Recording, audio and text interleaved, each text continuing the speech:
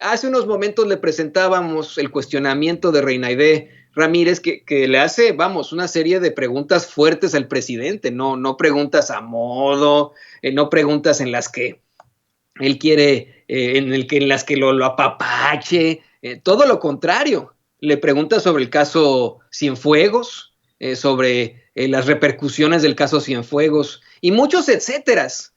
Podríamos decir que es una de esas periodistas, corresponsales críticas de la conferencia de prensa mañanera, ¿no? En esa conferencia de prensa mañanera, no en esa conferencia de prensa mañanera. Y está haciendo su trabajo, así como lo hace en su momento Sara Pablo o lo hace el corresponsal de Reforma Antonio Baranda, tanto como lo hace, por ejemplo, una Meme Yamel, por supuesto, corresponsal de Sin Censura, como lo hace un Demián Duarte, como lo hace un Hans Salazar, como lo hace un Carlos Pozos, pero para ellos, en estos medios de comunicación tradicionales, la intención absoluta es desprestigiar y minimizar a todos los que cubran la conferencia de prensa mañanera o no, a los que sean reporteros independientes, a los que sean periodistas independientes, por lo que ya platicábamos hace unos momentos, este verdadero miedo a que se conozcan verdades reales, no absolutas, verdades que existen,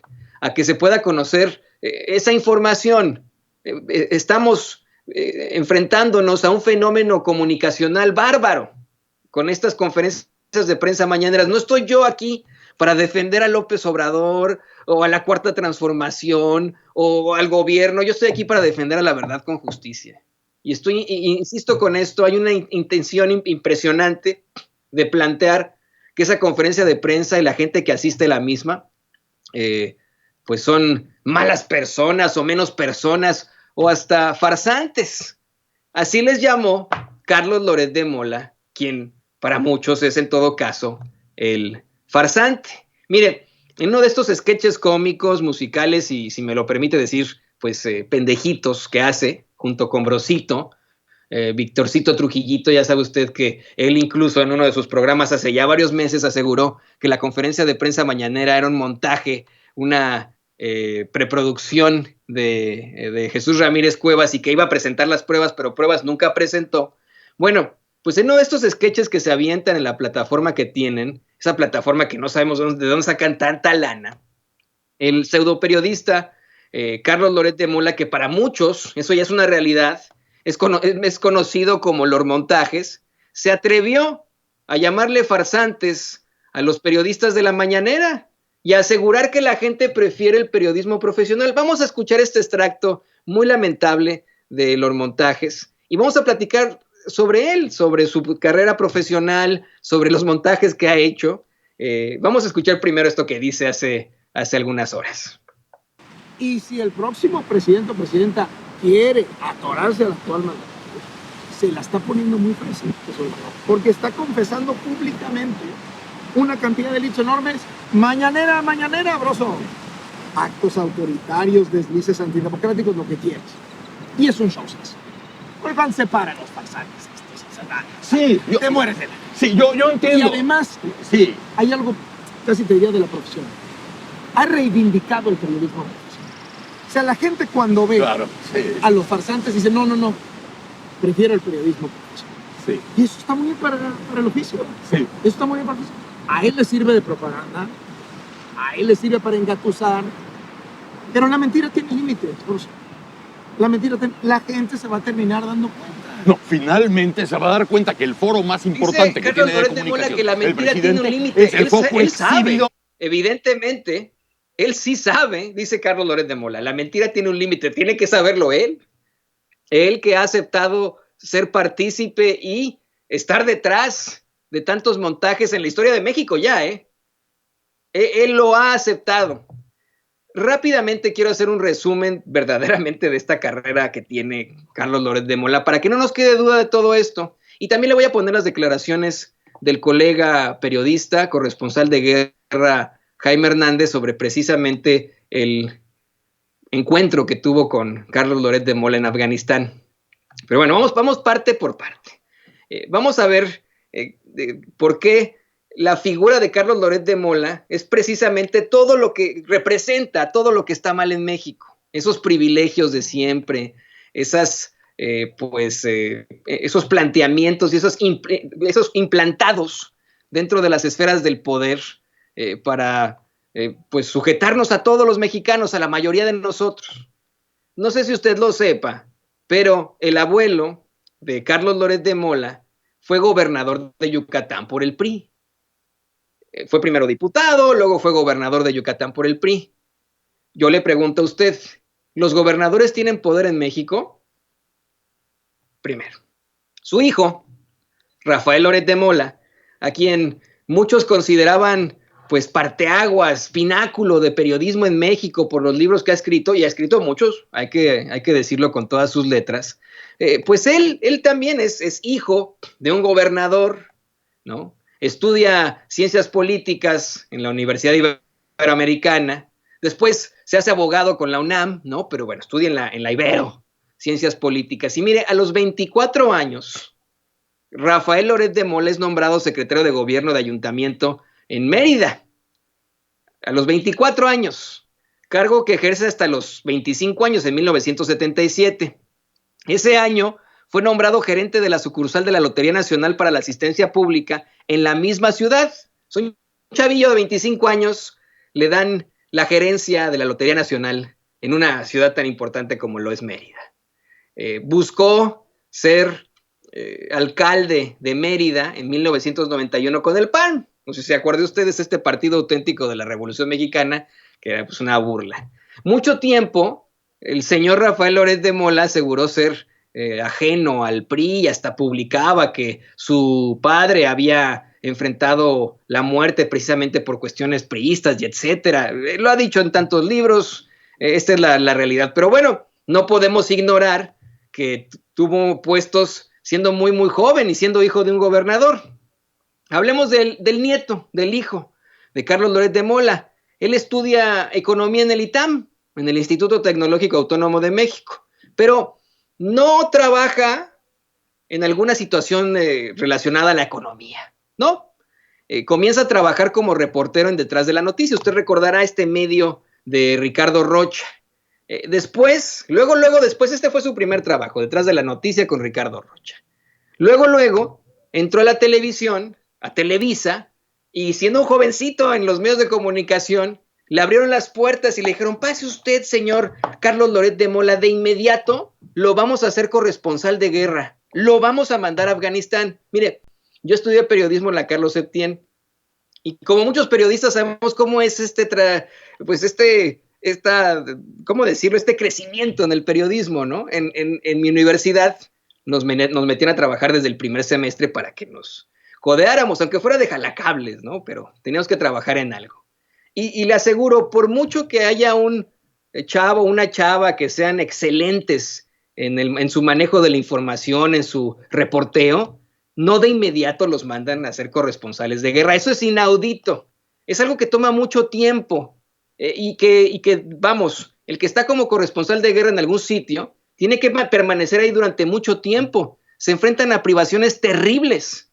Eso fue lo que explicó nuestro compañero Jaime Hernández, quien fuera corresponsal de La Jornada, del Universal, durante la guerra de Afganistán. Quiero que escuchemos rápidamente su experiencia con Carlos Loret de Mola, haciéndole la aclaración. Los corresponsales de guerra permanecen años en la guerra. Carlos Loret de Mola estuvo 1 mes y medio, una cosa así, en esa guerra, y ahí fue donde instaló su primer montaje. Escuchemos las declaraciones que hace Jaime Hernández a Rubén Luengas hace aproximadamente 1 año. Adelante, doña Ceci. Y entonces, nosotros nos parábamos muy temprano, a las 4 de la mañana, porque teníamos que viajar todos los días desde Jalalabad hacia Tora Bora. ¿Y por qué hacíamos esto? Porque de noche los cazabombardeos de Estados Unidos llegaban y dejaban soltar toneladas de bombas sobre Jalalabad para ver si de alguna manera en una de esas atinaban y eliminaban a Osama Bin Laden. Pero como te recordarás, las montañas de Tora Bora es una cima inmensa y además con muchos recovecos en sus faldas y con unas cuevas muy profundas, que era donde se estaba ocultando Osama Bin Laden. Llevábamos varios días ahí jugando al gato y al ratón, y ida y vuelta, y de hecho una de las colinas de Tora Bora se había convertido en una especie de set de televisión, desde el cual transmitían las cadenas Fox y la CNN. Fox en aquel entonces inventó este sistema de comandos a bordo de helicópteros en el que iban el piloto, el productor, el camarógrafo y el reportero, y iban y venían en sus helicópteros. Y el caso es que, bueno, en una noche de estas ya muy cansados, que habíamos regresado de Tora Bora, de este trajín cotidiano, estábamos cenando lo que quedaba. Me acuerdo que habían todos los días arroz o pollo. ¿Arroz o pollo? O pollo. A veces te quedaban algunas cabezas de pollo y con eso te tenías que conformar, ¿no? Uh-huh. Y en esa noche me acuerdo que llegó, y estábamos unos colegas españoles de la televisión española cenando, y en eso llegó Carlos Loret de Mola. Sí, como nos escuchó hablar en español, se acerca a nosotros: oiga, mire, yo soy periodista mexicano, Carlos Loret de Mola. Y le dicen a los españoles: pues hombre, aquí tienes a un colega tuyo que es mexicano, quién sabe qué dice. Sí, mucho gusto. Oigan, ¿cómo le puedo hacer para ir con ustedes, para cubrir? Digo, no, pues tienes que pararte temprano. Digo, a lo mejor hay que conseguirte un chofer y un automóvil, porque es una travesía complicada, porque íbamos en convoy, íbamos y regresamos porque era muy delicado, era peligroso. Total que al día siguiente estaba ahí firmes Carlos, un poco cagadito de miedo, así diciendo: oye, ¿qué va a pasar? Digo, no, tú tranquilo, vamos a llegar y ya vas a ver que pues, no hay ningún problema. Y en cuanto llegamos, después de ir desde Yalalabad a Tora Bora, me acuerdo que estaba un viejo tanque soviético. Pues sabes que los soviéticos ahí dejaron mucho armamento pesado, sí, después de desde 1979, ¿no? Exacto. Y estaba un viejo tanque T-28 que algunos periodistas gringos habían colocado así como parte de la coreografía. Y cada vez que llegaban y de la escenografía, ¿no? De la escenografía. Le soltaban algunos dolaritos y cuando transmitían disparaba el cañón, ¿no? ¡Pum! Y los reporteros: aquí estamos transmitiendo desde la montaña de Tora Bora. Y entonces, en cuanto ve Carlos eso, se baja así con su fotógrafo, su camarógrafo y su sonidista, baja corriendo. Nos quedamos todos así diciendo: qué rollo, ¿no? Baja y dicen: hemos llegado aquí arriesgando nuestra vida, hemos llegado. Y en eso tuvo la suerte que otra vez dispara el cañón, ¿no? ¡Pum! ¡Claro! Los pelos se hicieron para allá. Y hemos estado aquí arriesgando la vida. Y me acuerdo, pues nos causó mucha gracia, ¿no? Pero pues bueno, pues está emocionado el muchacho, ¿no? Y total, después de eso se fue. Estamos hablando del mes de diciembre, ¿eh? Después ya nunca lo volví a ver. Esa fue Así es, solamente estuvo un mes. Los que hemos pues estado en el periodismo desde hace décadas sabemos cómo es una corresponsalía de guerra. Es muy difícil. Lo que hace Jaime Hernández es estar años en ese lugar. Comía hasta cabezas de pollo, imagínese usted, ¿no? Documentando, haciendo migas con otros compañeros, haciendo contactos, sobreviviendo. Carlos Loret de Mola estuvo un mes en Afganistán y cuando pudo aprovechar el primero de sus montajes, lo hizo. Le pagó a un tanque de la era soviética, como nos comenta Jaime Hernández, para hacer su primer montaje. No sería el único, señoras y señores. No se nos olvide, por supuesto, un montaje que destruyó vidas, el de Florence Cassé con Israel Vallarta. No se nos olvide el montaje con Javier Duarte, en el que hasta quedaron qué preguntas les iban a hacer. Una forma de burlarse de la gente. El montaje de Frida Sofía. Todos estos, excepto el de Duarte, pero Frida Sofía y Florence Cassé, los ha aceptado el mismo Carlos Loret de Mola diciendo que son errores periodísticos. Y a mí me da mucho coraje el escuchar eso y pensar en eso, porque acá en Estados Unidos, esos errores periodísticos, entre comillas, no tienen perdón. No se le perdonan a nadie. Es imposible que le perdonen a alguien este tipo de farsas. No sé si se acuerdan ustedes del caso de Jason Blair, pues muchacho, no sé, ese es uno de tantos, un muchacho que trabajaba como reportero en el New York Times y que fue sorprendido fabricando notas. Yo quiero decirle dónde está Jason Blair ahora, en el olvido. No volvió a trabajar en los medios de comunicación. Ese es uno de tantos que podríamos platicar. Aquí nos podríamos extender en todo esto, pero quiero que lo platiquemos también con quien fuera su excoordinadora de información en el programa Primero Noticias, porque ella también sabe de esto, sabe de la realidad de ese señor que le llama farsantes a los periodistas de la mañanera, pero que en realidad ha sido un farsante durante toda su vida, durante toda su carrera, por si le podemos llamar así.